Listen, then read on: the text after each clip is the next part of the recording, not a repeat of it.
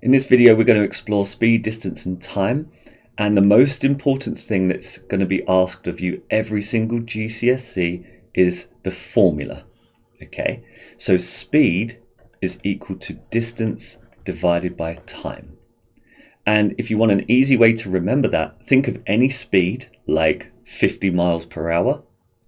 The miles per hour is miles, distance, per means divide, so distance per divide, and hour is a time.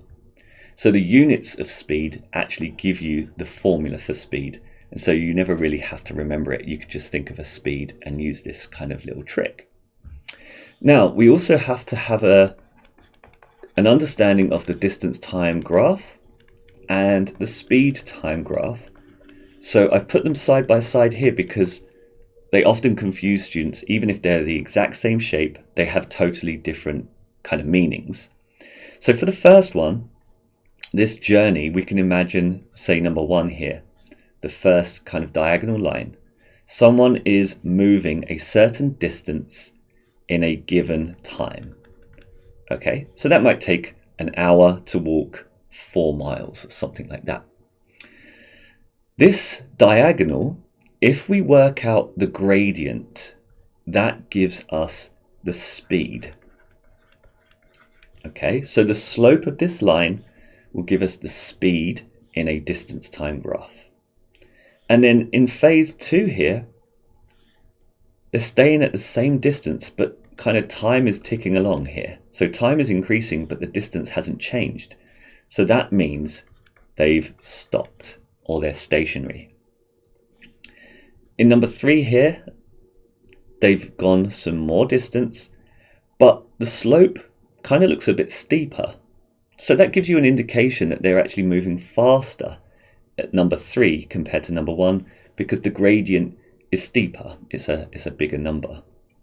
Okay. And then in 4, the distance is dropping down to 0. So, I mean, this is a sort of technicality between distance and displacement, but really, if you see this in the exam, it's kind of like they're returning back to where they started. Okay, we can still calculate the speed, but it's going kind of back in the opposite direction. Okay, sometimes you don't see this line coming back down to the beginning with a distance time graph.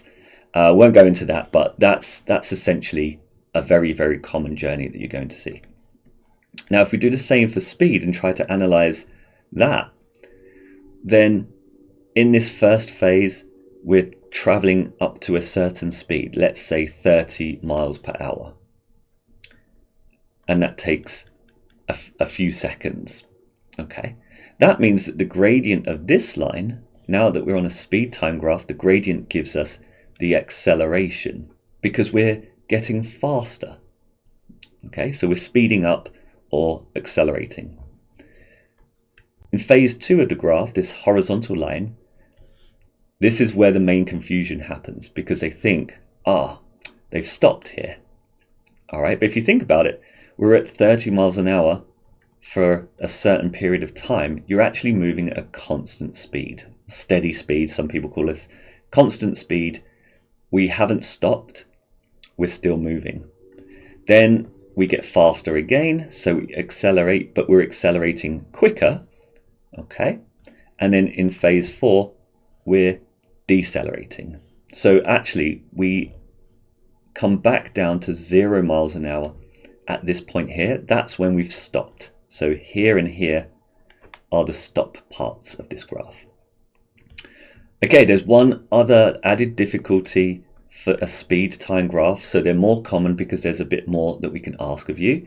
If you calculate the area of this graph, the area underneath the graph, between the graph and the x-axis, that is the distance traveled.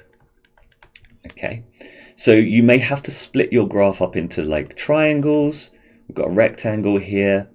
If we split it here, we've got a trapezium.